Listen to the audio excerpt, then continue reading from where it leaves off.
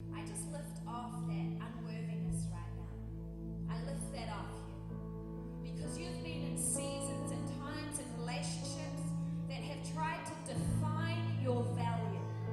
They have tried to define who you are. They've tried to define the handprint of God. I see the handprint of God was on you. Even in your mother's womb as a child, there was such a call of God on your life that the very handprint of the Father was upon you. But there has been other hands that have come upon your life. And they have been hands that have brought pain. They have been hands that have brought brokenness.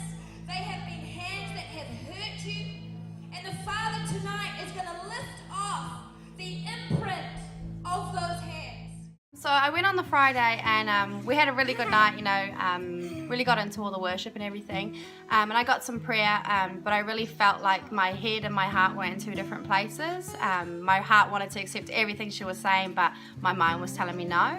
So Lesley asked me to come back on the Saturday. She would like to pray for me again. So I said, yeah, no, that's cool. I came back the next day. And got some prayer, and actually the first time ended up on the floor, which I was very surprised about, because normally when I see those kind of things I always think, really, did you actually? But yeah, no, it's real. So I was on the floor and she said some beautiful things, and I felt really good, actually really good. I ended up going to hide back in my seat at the back, and then they asked who would like to be prayed for to speak in tongues, and Lesley actually came to the back and said to me, Camelia, can you come to the front? I'd like to pray for you some more. And I was like, okay, cool.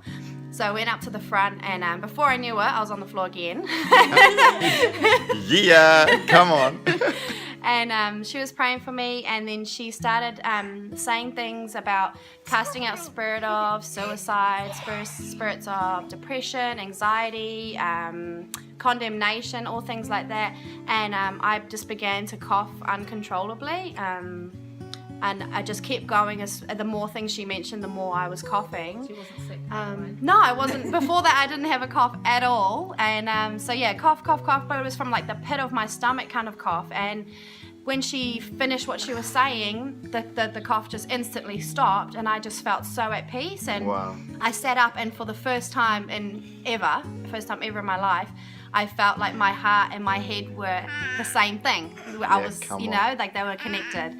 And I've never, ever felt this good before. It's just so much different than it was before.